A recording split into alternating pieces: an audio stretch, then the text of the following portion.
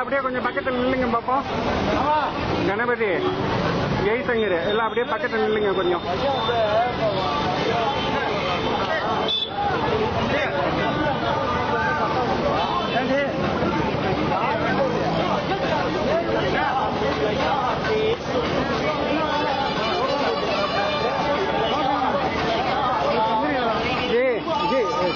இப்படி நில்லுங்க சார், இன்னும் கொஞ்சம் நில்லுங்க சார்.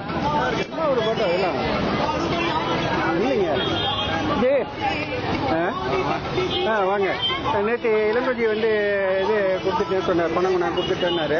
மறுபடியும் நான் பேசுறேன்னு சொன்னார். நான் இந்த ஃபோன் பண்ணி சொன்னாங்க. இல்லையே ஒன்றும் சொல்லியே என்கிட்ட அது சொல்லியே.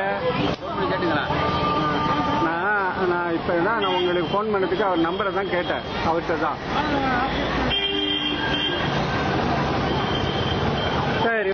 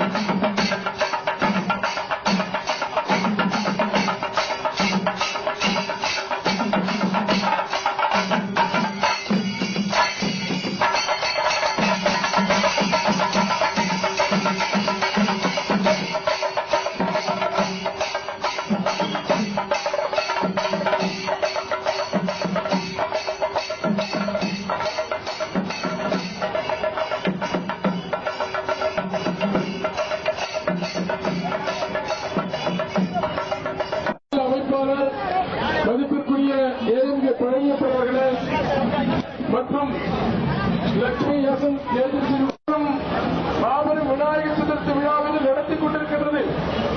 இந்து முன்னணி அமைப்பு ஏன் துவங்கப்பட்டது என்று உங்களுக்கு தெரிந்திருக்கும்.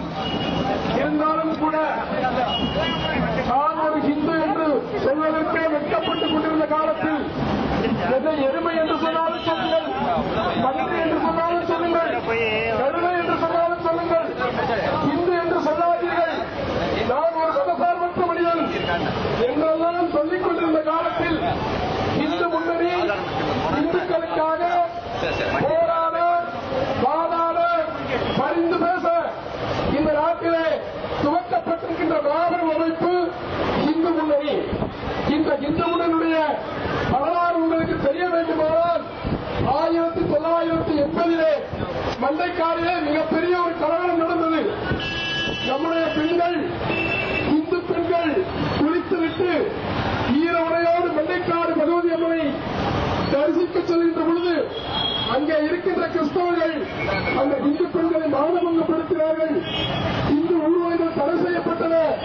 இந்து சாமிகள் அவமானப்படுத்தப்பட்டார்கள். இந்த நேரத்திலேதான் இந்துக்களுக்காக இந்து முன்னணி துவக்கப்பட்டது. துவங்கிய காலத்தில் இந்து முன்னணிக்கு இந்து முன்னணி என்று பெயரே கிடையாது. இன்றைக்கும் கூட உங்களுக்கு ஒரு வரலாற்று உண்மையை சொல்லிக் கொள்வதில் பெருமகிழ்ச்சி அடைகின்றோம். இந்து முன்னணி அமைப்பிற்கு இந்து முன்னணி என்று பெயர் கொடுத்தவர் மறைந்த முன்னாள் முதல்வர் மதிப்பிற்குரிய எம்.ஜி. ராமச்சந்திரன் அவர்கள்தான் இந்துக்களுக்கான இந்த அமைப்பிற்கு இந்து முன்னணி என்று பெயர் கொடுத்தார்கள். அவர்கள் தலைமையேற்று நடத்திக் கொண்டு இந்து முன்னணியை வழிநடத்தினார்கள் ஆரம்ப காலகட்டத்தில். ஆகவே இந்து முன்னணியுடைய வரலாறு அரசியல் சார்ந்த வரலாறு கிடையாது. அரசியல் அமைப்பினுடைய தலைவர் பெயர் வைத்திருக்கிறார். இன்றைக்கு ஏராளமான இந்துக்கள் இந்து முன்னணி அமைப்பிலே வேலை செய்து கொண்டிருக்கிறார்கள். 1984 ஆண்டு தமிழகத்திலே இந்து முன்னணி ஊர்வலத்திற்கு தடை விதிக்கப்பட்ட பொழுது விநாயகர் சதுர்த்தி விழாவினை சீரோடும் சிறப்போடும் நடத்தி துவங்கினோம். இன்றைக்கு பல ஆண்டுகளுக்கு பிறகு சட்டத்திற்கு என்றும் இந்த விநாயகர்